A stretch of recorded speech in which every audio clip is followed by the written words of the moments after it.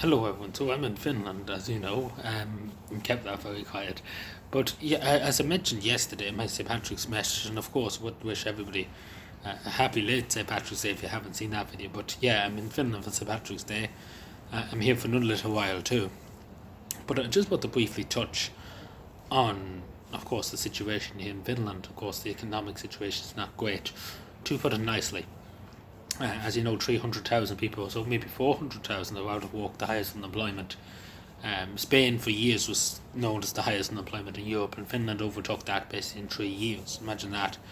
And it took 10 years, I think, for Spain to get to that situation, so it's very bad. Record number of homelessness, record number of evictions, record number of everything bad under the sun, unfortunately. And of course, obviously being a fellow European Union country, etc., and of course a European country too, and of course the history that Finland's was there with us in the 1916 rising. Finnish citizen was there.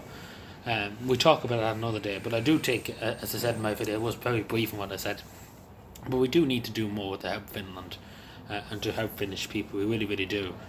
Because they're good people, they're really, really good people. They don't deserve the suffering that's happening at the moment. And again, unfortunately, I met so many people. They're pretty much saying to me they're struggling, they're doing their best, they're putting on a brave face in a lot of cases. But sadly, things are catching up, and employment, and especially many things have been said to me that they were laid off. And many people I was talking to said they were laid off in the last few months. And they're on job seekers now, they're on the dole list, as we would call it in Ireland. And it's really, really worrying. It really, really is worrying to see, because there's no really change. There's not really any growth, and that's the thing. There's no growth in the economy. So as I said, yeah, there's no growth in the economy, and it's very, very concerning that there's no growth. And of course, the Irish government have started the Baltic and Nordic investment scheme, which is great to see. And that's only happened from February last month. Of course, we should expand it. We should expand it as hugely as we possibly can and buy as much Finnish goods as we possibly can.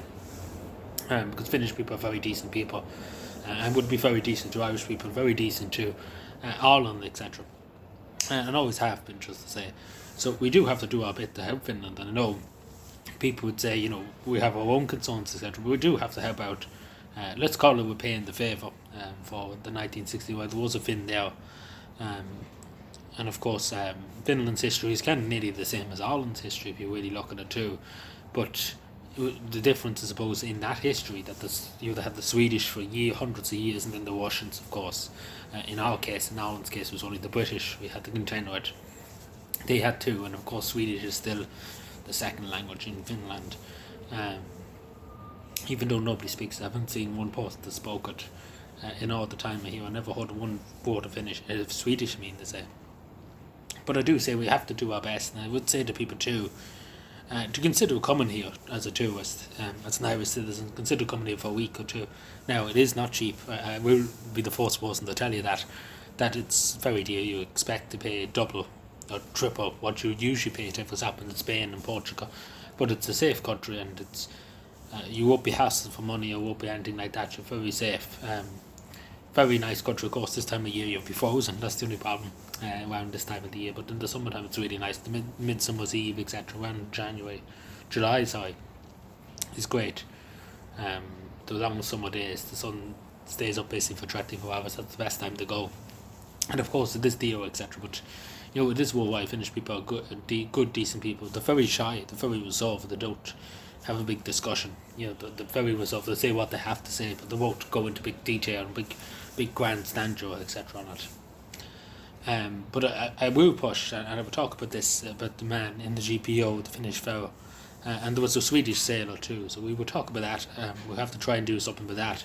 I've been speaking to a few people about it. We'll try and bring it higher.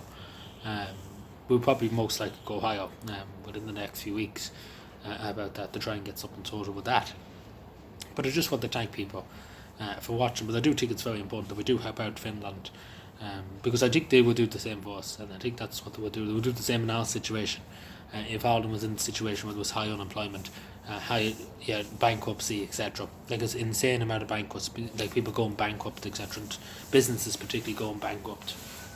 I met a woman just briefly, just when I'm here, I met a woman that had a cafe, and I went into a cafe back in 2023. And unfortunately, she said to me today, and actually this was yesterday, that pretty much has another week or two and then she has to close up because she simply can't afford to pay the bills, pay the tax, pay the electricity bill, and keep on 3 staff, which is 3 staff along with herself. And it's not easy. She says it's not easy. And again, there's 4 people basically out of a job along with herself. There's 3 others. Basically, there's 3 others out of a job along with herself. So it is very, very worrying. But I do call on the Finnish government to do more. They have to do more because at the moment in time there's not much being done by the current Finnish government. They're sitting on their hands. They're giving loads of benefits to the top 1%. They're cutting taxes for the top 1% for the big corporations, Microsoft, etc. But they won't cut it for the small businesses, and the small businesses that are suffering is not the big corporation. As I look out here, take an example, Mitsubishi car companies, they're not suffering. It's the only Finns that are suffering, the only business owners, the ones that have coffee shops, the ones that have a corner shop. They're the people suffering. It's not the big corporations. They've been well looked after by the current Finnish government, along with the 1%, the people who are earning over 100,000 a year, etc. But for the only Finn, there's no such thing as relief, etc. It's not right to be told answer, especially when you see the carry on that's happening, which the Prime Minister's cards being spent on stupid fucking shit. Excuse my language, but that's what it is. And expenses, loads of expenses. We've seen an MP in Tampere, a true Finn, just to say. He literally had an apartment 2 minutes down the road and he decided to book a hotel for 1,500 a night on the taxpayers a penny. But it just goes to show you the Finnish government are rotten. The current government, you have the priorities wrong. Being true Finns, you think to be for the Finns, but they seem to be everything but the Finns at this stage. It seems to be for themselves, for the back pockets of themselves. But the Finnish people should be benefiting from it.